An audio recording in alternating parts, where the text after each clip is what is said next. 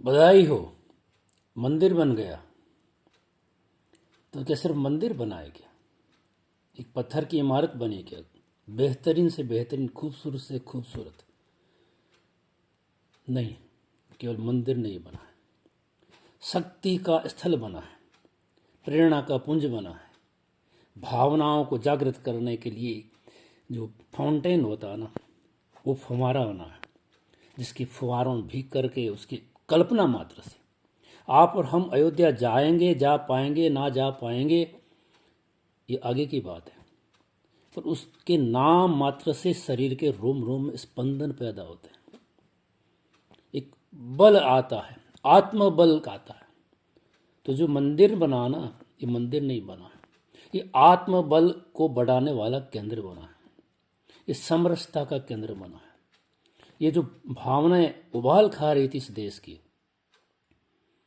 इस देश का बहुसंख्य अपने आप को ठगा हुआ महसूस कर रहा था, प्रताड़ित महसूस कर रहा था, अपने साथ में हुए धोखे को महसूस कर रहा था।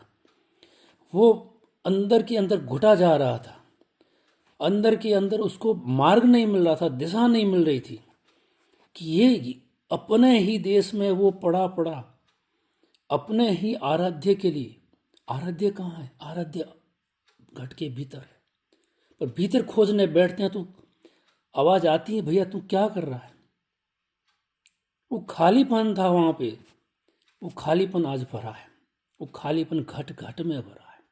राम तो घट घट में समाये, वो सिर्फ मंदिर नहीं बना है, वो उसकी महत्ता, उसका जो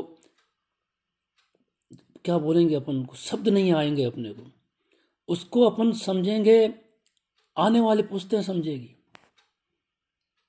ये धर्म के केंद्र, ये शक्ति के स्रोत, हमारे लिए प्रेरणा के स्रोत, वो जगह जहां पे बड़े से बड़ा जाकर के भी सिर झुकाए, बड़े से बड़ा छोटा हो जाए, अपने अहम भाव का जहां त्याग हो जाए, इससे बड़ी जगह कहां बन सकती है? ईसाइयों के लिए वेटिकन है पूरे विश्व में, इस्लाम को मानने वालों के लिए मक्का मदीना है पूरे विश्व में। हमारे लिए क्या था? हमारे लिए एक टाट का छप्पर था, और हम आज अपने यथो स्थान पर पहुंचे हैं। ध्यान रहे, संसार में आबादी चाहे ईसाइयों की सबसे ज़्यादा हो, मुस्लिम बंधुओं की उसके बाद में हो या बराबरी में चल रहे हो, हमारी संख्या तीसरे चौथे स्थान पे होंगी। पर जब कुंभ का मेला बढ़ता है ना, तो विश्व का रिकॉर्ड बनता है। तो आस्था हमारे जीवन का प्राण है, आस्था के बिना हम शून्य हैं। यदि कोई वामपंथी भाई कहता है कि वो निरीश्वरवादी है, ईश्वर में विश्वास नहीं करता है, वो किताबों में विश्वास नहीं करता है, वो धार्मिक नहीं है, मान के चलिए उससे ज़्यादा कट्टर कोई धार्मिक हो ही नहीं सकता, कि उसका ईश्वर वो स्टालिन नाम की चीज़ होती है। बस इतना ही है कि रक्त रंजित व्यक्ति उनका अपना भगवान है, और उनकी जो किताब है दास कैपिटल, वो उनकी प्रमुख बुक है। कोई भी संसार का प्राणी, कोई भी ये दावा ही नहीं कर सकता वो भी धार्मिक है, उसका अपना धर्म है। बस वो बोलने में वो कहेगा आप जैसे मानते हो मैं नहीं मानता, वो अलग बात है, उसके भी अपने रिचुअल है। वो भी हाथ उठा करके यूं लाल सलाम ठोकता है, जैसे कोई नमस्कार करता है, कोई प्रणाम करता है, कोई आदाब करता है, कोई सत श्री अकाल कहता है। तो वैसे ही संसार का कोई भी प्राणी बस एक दूसरे के वाद से, एक दूसरे के जो अनुकरण है उसका विरोधी हो सकता है, किंतु ऐसा कोई प्राणी नहीं है संसार में जो कि धर्म विहीन है।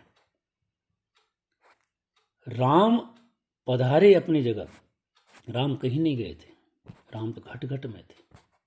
जब आक्रांताओं ने इस देश में आक्रमण किया था तब उनको लगा था कि ये क्या है, कि इनकी किताबें हैं, वो किताब पढ़ते हुए आए थे, तो उन्होंने देखा कि किताबें जला दो ये खत्म हो जाएंगे, तो उन्होंने विश्वविद्यालय जला दिए, खत्म नहीं हुआ। तो बिल्कुल नराधमों को दिमाग में आया कि इनके मंदिर तोड़ दो, उन्होंने मंदिर तोड़ दिए। तो भी उनको पता लगा कि नहीं, ये तो मंदिर तोड़ने से, इनकी किताबें जलाने से इनके कोई फर्क नहीं पड़ा, थक हार गए वो लोग। आज रिनायंस का टाइम है, भारतीय समाज के पुनर्जागरण का चरमोत्कर्ष है और ये हर जगह दिखता है। वही भारत था जब ओलंपिक में जाता था, पिटा हुआ वापस आता था। आज वही भारत है, वही भारत के लोग हैं, वो जाते हैं तो ओलंपिक कुछ लेकर के आ रहे हैं, एशियाड में जाते हैं तो कुछ लेकर के आ रहे हैं, क्रिकेट में मैदान में उतरते हैं तो अपना परचम लहराते हैं। वो हॉकी ने भी अपना गौरव प्राप्त किया है। तो ये सब कुछ कैसे हो रहा है? ये सब कुछ इसलिए हो रहा है कि हम पुनर्जागरण और मानवीय चेतना के चरमोत्कर्ष की तरफ बढ़ रहे हैं। तो ये जो केंद्र बन रहे हैं, ये शक्ति स्थल है जिनके यश स्मरण मात्रे जन्म संसार मंदिर में उच्यते। उनके स्मरण मात्र से ये जो हम सांसारिक बंधन है हमारे, जो हमारी वृद्धि को रोकते हैं, स्मरण मात्र से वो सारे के सारे बंधन टूट जाते हैं। तो बधाई स्वयं को, आत्मा में बैठे हुए, अंदर बैठे हुए राम को। प्रभु आज आप अपनी जगह बैठे तो हमारे हृदय में एक नया स्पंदन महसूस कर रहे हैं। ये सिर्फ नारा नहीं है जय श्री राम, ये जय श्री राम स्वयं के आत्मबोध का वक्तव्य है। स्वयं के अंदर बैठी हुई प्रचंडता को महसूस करने और उस प्रचंडता को समाज में उपयोग में लाने के लिए हम आगे बढ़ रहे हैं।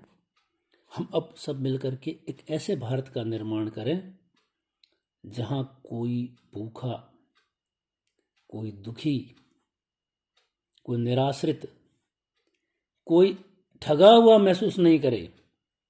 तो ये यात्रा अब यहाँ से शुरू होती है। जय श्री राम।